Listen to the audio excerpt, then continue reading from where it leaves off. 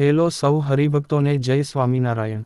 દેશના પરમ ભક્ત પદ્મ વિભૂષણ તુલસી પીઠાધીશ્વર જગતગુરુ શ્રી રામાનંદાચાર્ય સ્વામી શ્રી રામભદ્રાચાર્યજી મહારાજની મધુર વાણીમાં રામકથા તારીખ 1 જાન્યુઆરીથી 8મી જાન્યુઆરી 2025 ધુલે શહેરમાં શ્રી રામકથાના કાર્યક્રમોનું આયોજન કરવામાં આવ્યું છે।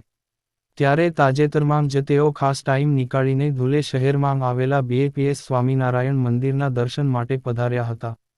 પ્રમુખ સ્વામી મહારાજ શતાબ્દી મહોત્સવમાં તેઓ ખાસ પધાર્યા હતા અને પ્રમુખ સ્વામી મહારાજનો શાસ્ત્ર આધારિત ઓળખાણ પણ કરાવી હતી। બીએપીએસ સંસ્થાના ભવ્ય મંદિરો દ્વારા સનાતન ધર્મના પ્રસાર અને પ્રચારના પ્રયત્નથી તેઓ ખૂબ રાજી થયા છે। જગતગુરુ શ્રી રામભદ્રાચાર્યજી મહારાજ જ્યારે માત્ર 2 મહિનાના હતા ત્યારે તેમની દૃષ્ટિ ગુમાવી દીધી હતી। એવું કહેવાય છે કે તેની આંખોને ટ્રેકોમાની અસર થઈ હતી।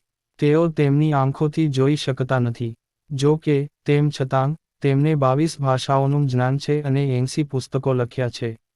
2015માં, જગતગુરુ શ્રી રામભદ્રાચાર્યજીને ભારત સરકાર દ્વારા પદ્મ વિભૂષણથી સન્માનિત કરવામાં આવ્યા હતા।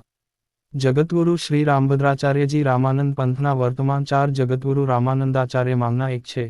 શ્રી રામભદ્રાચાર્યજી મહારાજ મહારાષ્ટ્રના ધુલે બીએપીએસ સ્વામિનારાયણ મંદિરના દર્શન માટે પધાર્યા તો મહંત સ્વામી મહારાજે ખાસ संदेश મોકલ્યો। हमारे धुले बीएपीएस स्वामीनारायण मंदिर में स्वामी श्री रामभद्राचार्य जी महाराज पधारे हैं। आपका हार्दिक स्वागत है। आपके जैसे शास्त्रविद, ज्ञानी और मूर्धन्य पंडित के आगमन से हमें अत्याधिक हर्ष का अनुभव हो रहा है।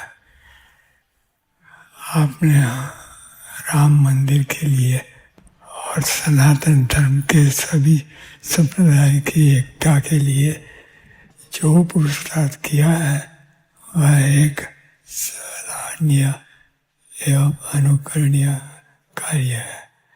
सनातन धर्म के सभी संप्रदाय एक हो और सभी के बीच संवादिता बनी रहे, उसके लिए प्रार्थना की है।